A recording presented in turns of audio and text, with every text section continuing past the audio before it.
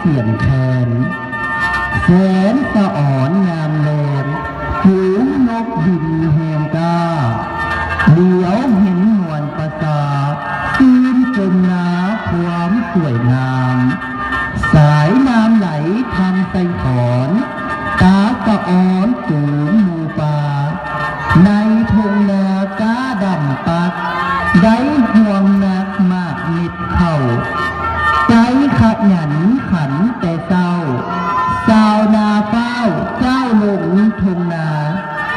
ดังคำที่เพิ่นว่าอยู่บอนใด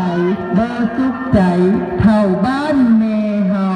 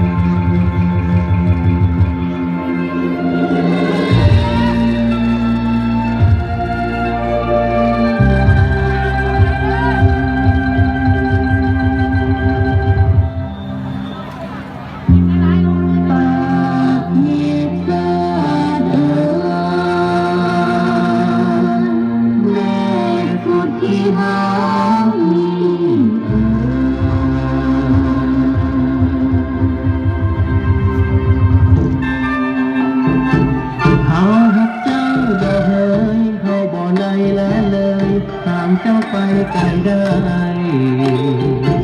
เคยเฮ็ดดังดวงใจเขาเพียงดังเพียงตา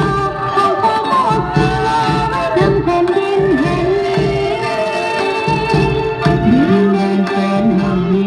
ดินแดนแสนสวยงามผู้ย่าตายายหดตา